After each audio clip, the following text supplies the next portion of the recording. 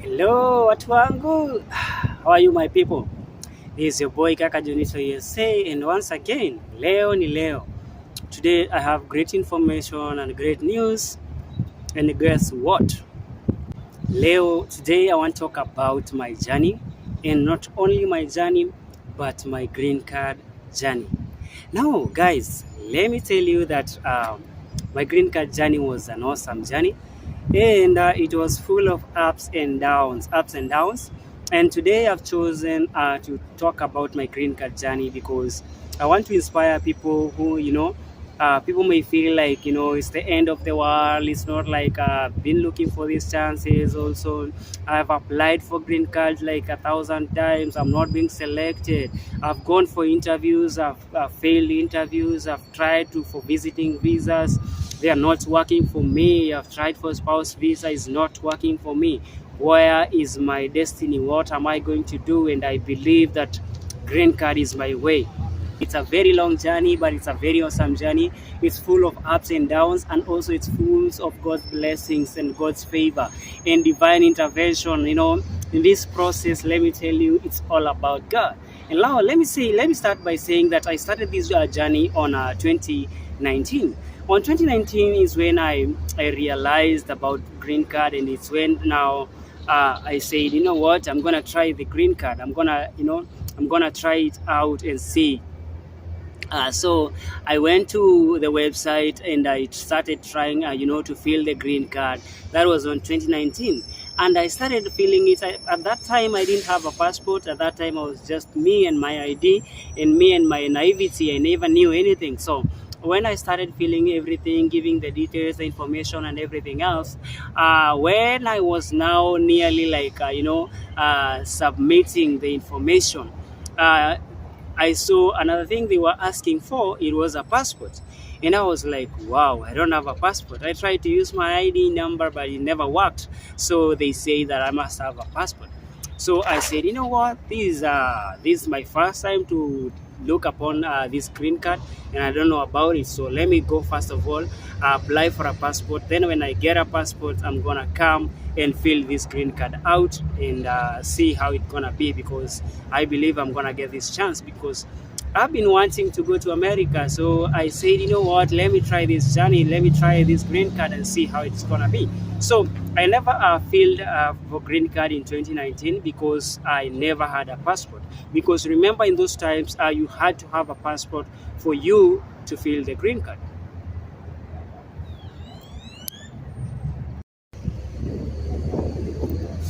So what I did is I went and filled for my passport. That is online. Remember, I've come from Kenya, so where I went on eCitizen, and I went to the immigration, and I applied for my passport.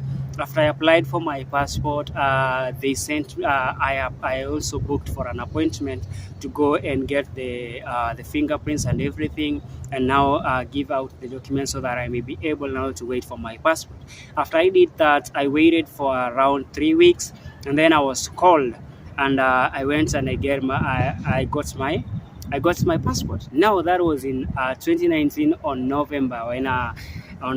So that's when I got it. I got my passport. By the time I was getting my passport, it was late November, so I could not have applied for green card. So I had now to wait for the next year for me to apply for green card. So I never applied for green card on 2019. I just checked out and I saw that I needed to have a passport with me so that I may be able to apply for the green card. So on 2020, that is the year now, we say here on 2020, that's how we say it here. It's the year that I filled for my green card. It was my first time in the first year that I filled for my green card. And because I had my passport by then, I applied for the green card. I did the basic application as everybody did. But this time round, we needed to have our passport and also to fill it out.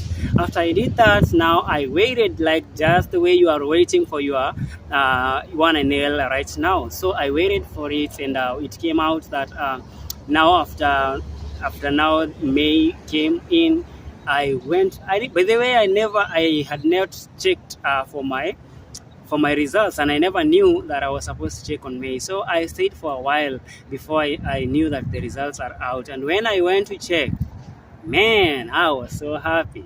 I found that I had a message saying, congratulations, you have been selected randomly for the next level. Like, and they say some things there and say blah blah.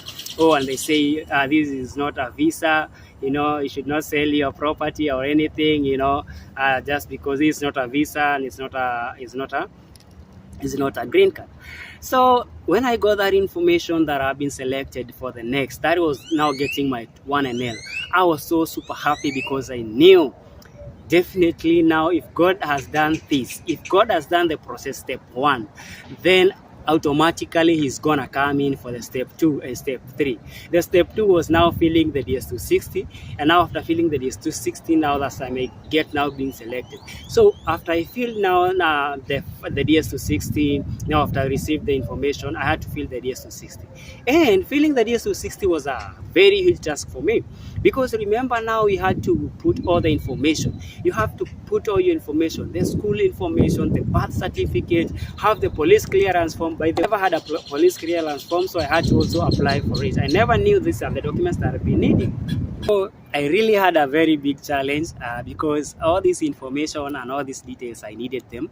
And for me now to fill the DS260, I had to have all these details and also to scan them and to put them online.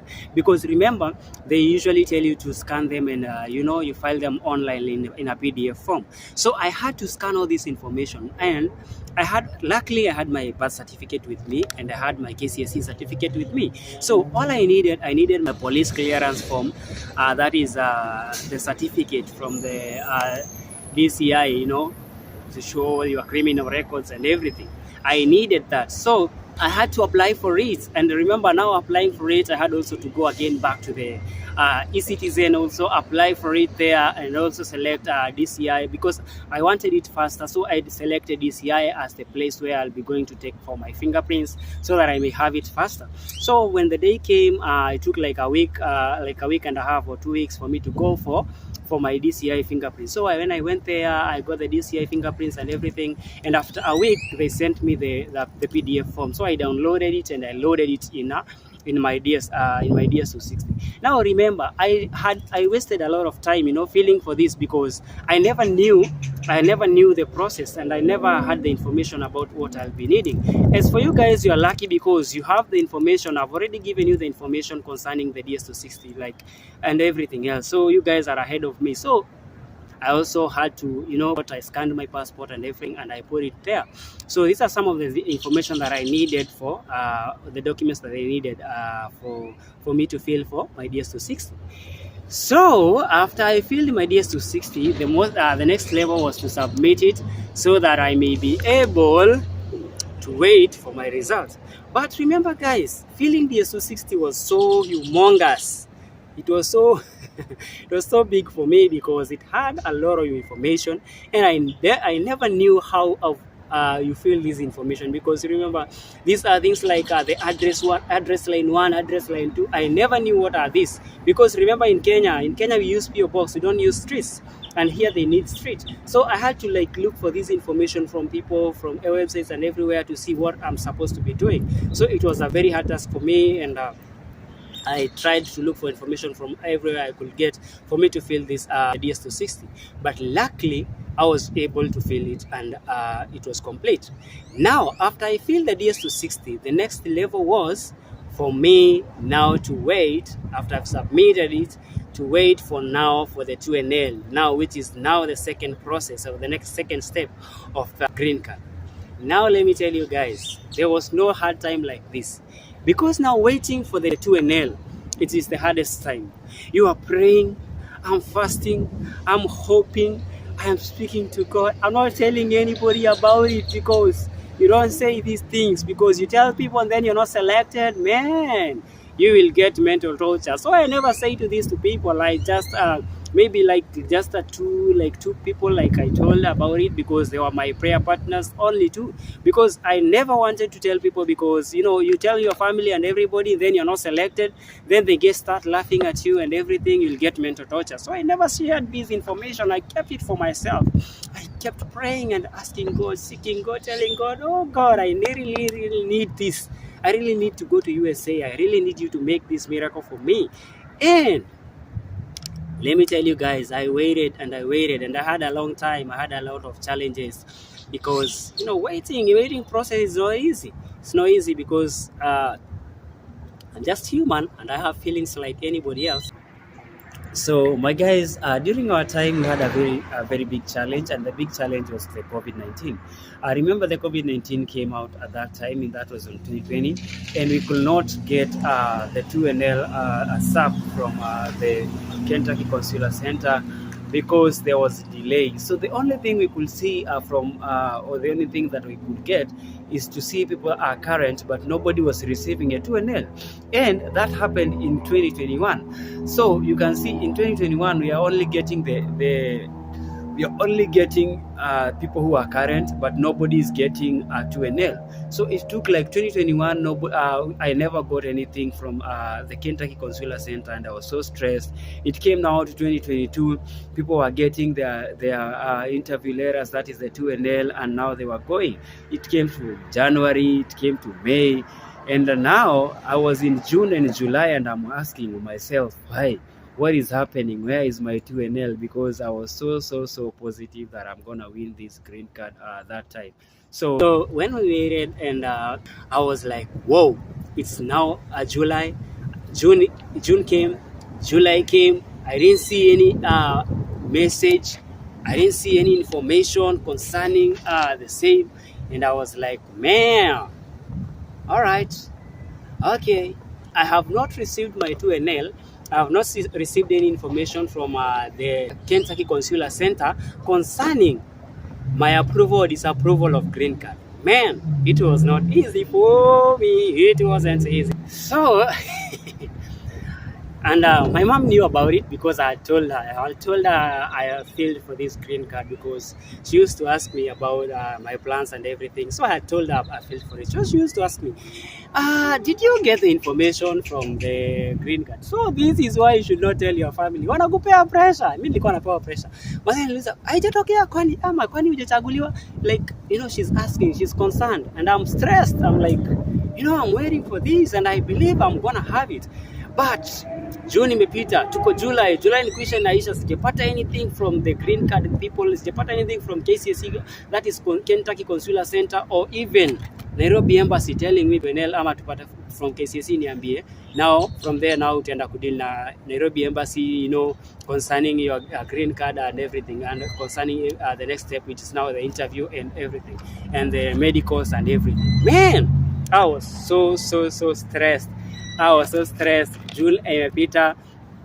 July imepita. But let me tell you one thing, guys. One thing that I did, I was so prayerful, and through it all, I never did this thing out of my head.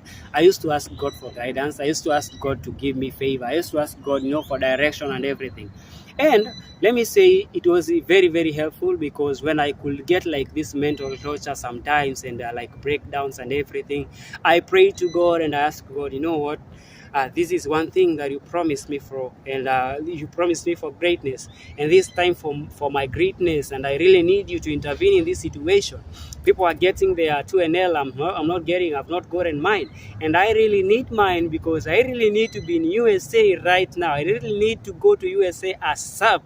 Lord, make a way for me. And I was a prayerful person, and I'm still a prayerful person. So when it came on August date 3, that is when everything changed and turn around.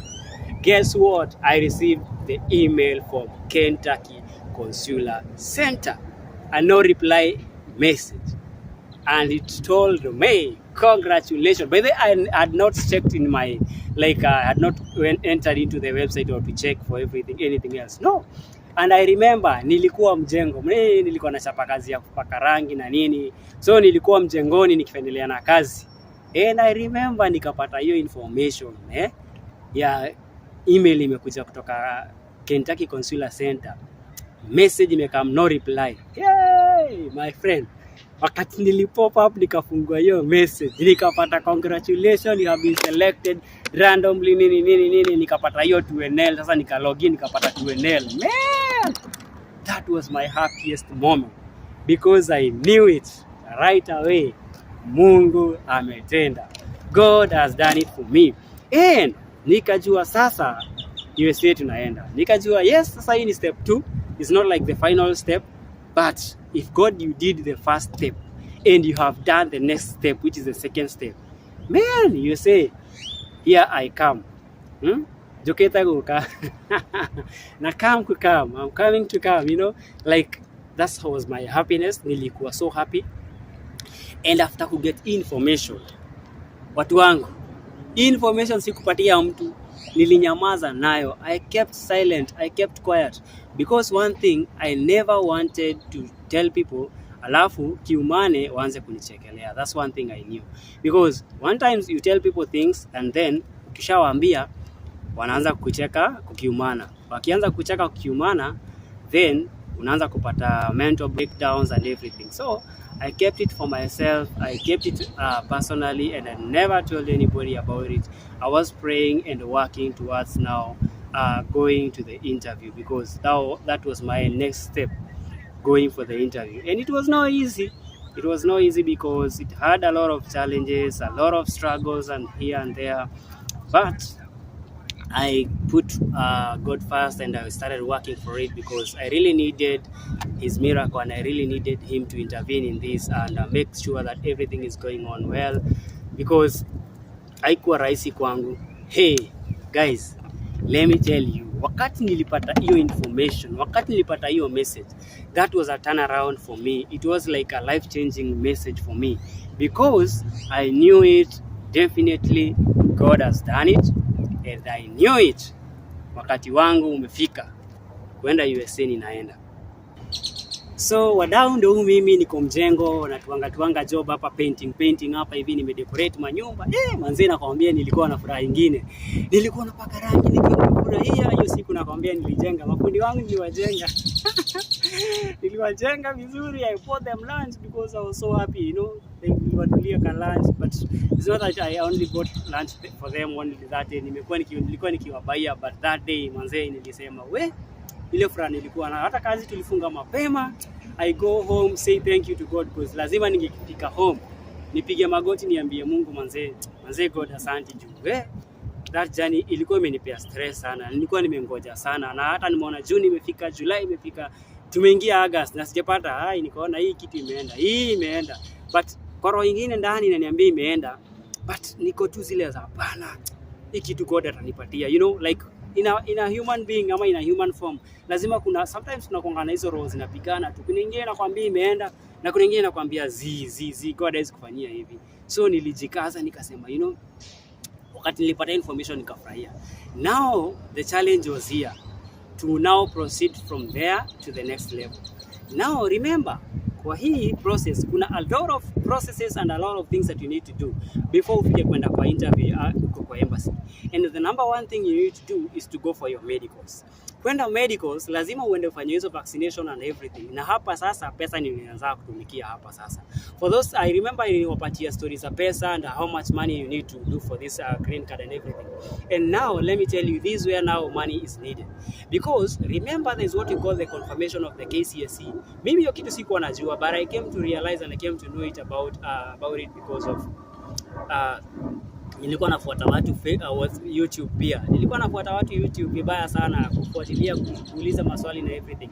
That after sasa nimepata hiyo 2NL, ndio nilianza kufuata watu kwa YouTube na nini. Unaona, because sasa nilikuwa na hasa uhakika wa kuenda sasa na everything. Nilikuwa naona sasa hapa I need information to know what to do. Na sasa hapo nipata guidance, nikajua kuna hiyo confirmation of KCSE, and I did the confirmation of the KCSE which it costed me around 2300. Nikafanya nikafanya also now kwenda medical lazima ubook appointment, like kuna hiyo kwa hiyo tunnel yako umetumiwa, kuna nini hapo chini, links zinakuanga hapo chini zinakuambia you have to, if you want to book for your medical, you want to book for your interview, so you have to book both of them, the interview and the medical.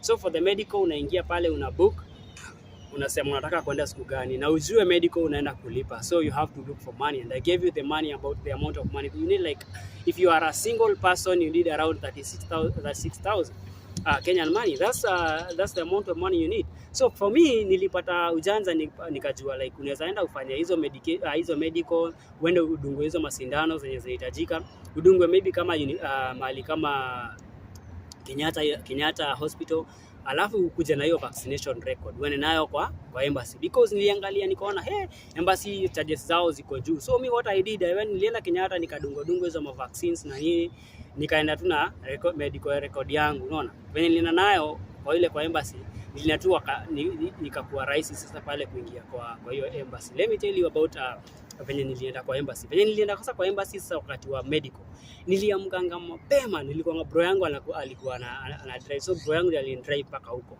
So the first time tulienda huko Gigiri, tulienda pale kwa baada ya kwenda kwa medical tulienda embassy sasa pale kwa gate ya embassy kule kwa interview. Venye tulifika hapo nikapata watu wapanga line, akaniambia pale pa kupanga line, nikamwambia hebu acha niulizie usiye kaya ni hapo. Venye niliulizia nikaambiwa hapa ni watu tumekuja interview, watu wa medical ni ile side nyingine. So tena nikamwambia bro, si side ni ile side nyingine. Tulikuwa tumerauka mapema, I think by 5 tulikuwa anga huko. So mimi nikaingia hapo hivyo, tukaenda the other side, it could take like 5 minutes to drive hapo hivyo, hata 3 minutes hivi drive. Tukafika hapo nikaambia bro, what, mimi nipange line, wewe ndio uningojeta au pige maraundi, hata unaweza beba watu kwa hivyo kiasi, alafu mimi nikimaliza process yangu I'll call you nikwambie venye kumeenda. Now medical ilikuanga hivi, wacha niwape story yangu ya medical. When nilienda medical ilikuanga visi nimewaambia nishaenda, nimepigwa vaccine zangu Kenyatta. Nilikuwa nimeenda kwanza nilikuwa nimeenda Mbagathi kwanza. Nikaenda Mbagathi nikapata hawana hizo vaccinations. Mimi kutoka hapo nikaenda Kenyatta, nikapata wako nazo. So nikangoja nikapanga line mpaka nikadungwa hizo vaccinations zote. Zenye zilikosa nikarudi the next day nikadungwa. After kudungwa nikajua niko sawa, niko sete, niko na hizo details zote na niko na vaccination record. So nitaenda nayo embassy, at least nipunguze gharama, because kwenda embassy ni charges zao ziko juu. Unajua ile ni international, IOM ni international, so charges zao ziko a bit higher na wanalipisha na dola. So mimi nikasema wacha nicheze kimimi juu manze, mimi na hiyo time hatukuwa tunasikizana, doa ziko zinanipenda yani siko na kakitu, nilikuwa nimesota. So that's what I did. So kusikia kwenda medical, nimeenda pale, lazima umebook medical pale. Niliwaambia kuangalia kwa tunnel yako, kuna place ya kubook medical na place ya kubook interview. So first of all lazima ubook kwanza medical, kisha book medical kisha book interview. So after nimebook medical, nikatumiwa details, nikaambiwa whatever I need na kile nafaa kwenda nayo. Na one of the things ambao nilikuwa nafaa kwenda nayo was my coronavirus certificate na my covid certificate. Hiyo nilikuwa nayo, obviously nilikuwa nishadungwa, so nilikuwa na certificate and other things, na nikiana na medical records zangu. So those are the things that I needed. Na passport, you have to go with your passport, na ufanye photocopy pages zote mbili, na pia ufanye coronavirus yako photocopy uende nayo, na uwe na 2x2 size photographs zako zile recent zenye umepigwa, na huko nyuma ikuwe either background yako ni white ama blue, but I prefer white. Hizo ndio vitu nilikuwa nimeenda nazo. So nilikuanga na hizo, na nimeenda na hiyo DS260 yangu pia DS260 unastahili kuwa nayo ya kuoneshana wewe ni mtu una apply green card na ni mtu unafaa kwenda interview, for them to have now your case number and everything, ndio watume hizo records zako kwa embassy. Ukienda interview records zako zitakuwa zimetumwa, because remember ukienda medical what they give you the CD. Hiyo CD ni ile ya kifua ya scan ya kifua, that is what we call chest x-ray. So hiyo ni wanakupeanga kama umepita, that is kama umeturn negative, like kwa chest x-ray yako imeturn negative, that means utapewa hiyo because hauna TB. But ikiturn positive, manze hiyo ni normal, because you cannot go for the interview without that. So ukifail medical hauwezi enda interview. So nikaingia huko asubuhi mapema, nimepanga line hapo hivyo, tumetulia hapo na wasee, ikafika time ya kucheck in. So masaa ya kucheck in wanaangalia hiyo paper. Simwambia hiyo time yako ya kubook una print hiyo paper ya yenye imeconfirmiwa that umebook hiyo medical yako na uko na DS260 yako na hizo photo zako uko nazo na passport yako uko nayo. Those are the things that you'll need kuingia pale medical. So hizo ndio nilikuwa nazo. Nikaangaliwa niko na on time, nikabukiwa in, nikaingia pale kwa check in. Wanaangalia, wanakupora, wanaangalia kama uko na vitu zote mbaya. So it's just the normal thing they check for everything if all is well. Kuna process ya kwanza, then as you enter inside unafanywa scan ya hiyo time tulikuwa tunafanywa scan of the temperature to see the temperature you have, and then again you go, you sanitize and everything, you enter to the next checkpoint. Wanaangalia, they see what you have, if you're okay and everything, if your documents are okay, then now you go inside. When you go inside, there's a waiting area where you wait for them. Now kuna watu pale inakaa kama bank. When you unaendanga bank unapata there are some cashiers and tellers there waiting for you. So there's a place where you sit, and now because they give you a tag which has a name, which has a number.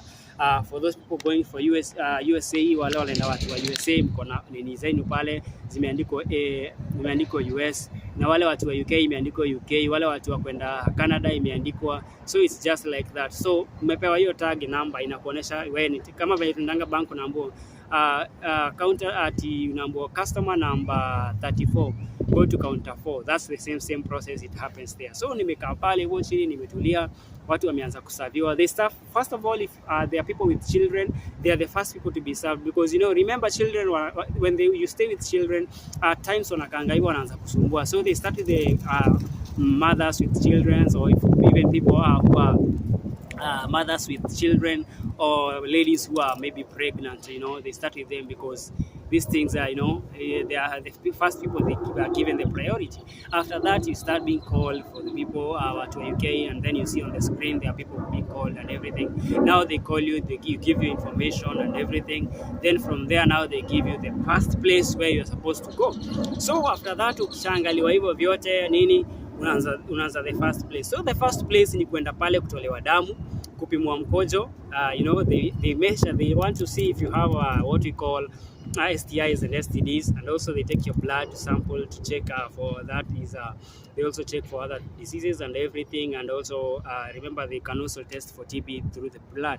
So they want to see how healthy you are and everything. So as for me, ikafika hiyo time nimengoja pale hivyo, nimetense yangu yote, because this is a medical test and everything. You don't know what is the outcome, you don't know how it is. You might be sick, you might everything, you might something that might have happened that you don't know. So you want to know, you're just curious to see what will be your outcome, what will be the outcome of your results. So nimetulia hapo, nimepanga line nini nimengojea kidogo nikapata information yangu. Sasa nikapata sasa time yangu ya kuingia ndani kwenda kutolewa damu, kupimwa na nini ndio niambiwe. So nikaingia ndani. The guy was so friendly when alikuwa huko ndani wanapima watu. Akaniambia, okay, what you are going to do, we are going to take your blood sample, and you are going to be here, you take your blood sample, then we take this blood for testing and everything. That will be all. Then wakaniambia for you, kwa sababu mimi nilikuwa past age ya fulani, akaniambia for you because you are past age 29 and above, that means that we are not going to take your urine sample, so we are only going to take your blood sample. I was like, oh hallelujah, I'm not going to to be tested for all that. So nilichukuliwa tu blood sample. After that nikaambiwa niende sasa. Kutoka hapo nikaenda sasa to the counseling room. So the counseling room hapo ndio tunaenda sasa, unapata kuna wale watu wana counsel watu, wanauliza maswali. Kuna madam, nimepata watu hapo ndani, tumeingia hapo. Kuna wale watu hata wajui English, wako huko wanaongeanga tu wanaongea Arabic, wengine wanaongea nini. Mko hapo hivyo nyinyi wote, so mko pale mnaulizwa kama mtu anajua English, kama mtu anataka translate or anything. So there is a lady there inside. After tumefika huko ndani atukaribisha, and then anatuambia, this is the counseling session and I want to let you know what will be happening. The counseling took before I went for the blood test, because they had to tell you everything that we are going to do, so that after the counseling you go now to blood test. After now you get the blood test, now you go to the scan. That is the chest X-ray scan for you to tested. So after tumeenda counseling, tuliingia counseling, tukakansoliwa, tukaambiwa this is what you're expecting for today. You are going to be tested, your blood is going to be tested, urine sample is going to be taken, and you're going also to be given a chest x-ray, and also you're going to go for a physical examination from the doctor. And if you pass all this and if you get your CD, that means you'll be going for your interview, and that means you are successfully you have passed your medical. And they told us you're going to pay for this and everything. So they gave us like a brief information of what we're expecting. After the counseling, now I went for the blood test, nikafanywa blood test. So after now the blood test, now the next thing was ilikuwa ni kwenda kwa x-ray room. Sasa ile place ya kwenda kungojea x-ray. So nimeenda hapo hivyo, tuna ile ticket yangu nimepeana pale hivyo na nimengoja. So ikafika time yangu, nikaitwa, nikaingia pale kwa x-ray room, nikaambiwa toa shati. Sasa nikaambiwa we're going to take your x-ray and everything. So nikaambiwa sasa breathe in, nika-breathe in, nikaambiwa hold your breath, akapiga picture and everything, and nikaambiwa hiyo imemalizika. Then from there you're not given the results right away. So kutoka hapo unaenda sasa physical examination. Unapata na nurse anakufanyia physical, hiyo ni eye test and everything, blood pressure anapima and everything, anakuuliza kama kwenye kumekuanga na diseases and everything. After umemaliza hiyo, now they take you to where you're going to receive to see the doctor. Unapata na doctor anakupatia sasa kulingana sasa na information yako, anakuambia sasa the outcome of all that you have gone through, that is now your results concerning all that. And remember, wakati unafanywa hizi test zote lazima ulipe. So pale pa kulipa ni nilisahau kuambia pa kulipa. Ukishafanywa hizi vitu zote, ukishafanywa blood test na everything, wanakuambia the amount of money that you're supposed to pay so that you may go for the test. So mkitoka pale kwa counseling unakuja unalipa. So they tell you the amount. Wakiangalia details zako, wanaangalia kama uko na vaccination records, so wanaangalia what else do you need. So wanakuambia the amount of money that you're supposed to pay. And wakikwambia the amount of money that you're supposed to pay, unalipa. So kama uko na do kwa M-Pesa, because I usually tell people put your pesa yako ya kwenda vaccination ya kwenda medical, weka kwa M-Pesa, kwa sababu that's the easiest way you're gonna pay it. Because ikiwa kwa M-Pesa utalipa tu na M-Pesa. But kama utakuwa nayo cash, you'll have to go to the bank to pay for it and then come back. So kwa avoid your time wastage, weka pesa yako kwa M-Pesa wakati unaenda medical, ndio ulipe na M-Pesa, it will be easier for you. So nikalipa hizo pesa, nilipa pesa ndio nilienda sasa ndio nilianza kufanywa zile blood test na all the other tests. So nimepata results zangu. So after nimepata results zangu, nikaambiwa sasa kwenda the next thing nitaenda sasa kwa doctor. Nimefanywa physical examination na everything. Sasa nikwenda kwa daktari. Na nakumbuka wakati nenda physical examination, huyo nurse aliniulizaga ati, "Well, do you have an allergy?" Nikamwambia, yeah, remember I have an allergy. Akaniambia, "What is the allergy for?" Nikamwambia, "The allergy that I have allergy for potpourri." Mimi nachukia shida. Hiyo ndio allergy tu niko nayo ya shida. So hizi vitu zingine zote mimi niko sawa, lakini niko na allergy ya shida. Akaniambia akaniambia, "We all have the allergy for potpourri." So kutoka hapo nikaenda kwa doctor. Sasa ndiye akanifanyia sasa ile scan ile ni anaweka vitu kwa masikio, anakupima heart nini, alafu sasa ndiye anipe sasa according to aniambia sasa results zangu zimekuwa aje. So akaniambia everything, akaniambia sasa results zako zimetoka and everything is okay, and I want to tell you that you pass. Your chest is okay and you don't have TB and everything. Your chest is normal, so you have passed to the next level and congratulations. Akaniambia, "John, naona unataka kutoka huku, umeamua kutuacha." Nikamwambia, "Wa mkuu,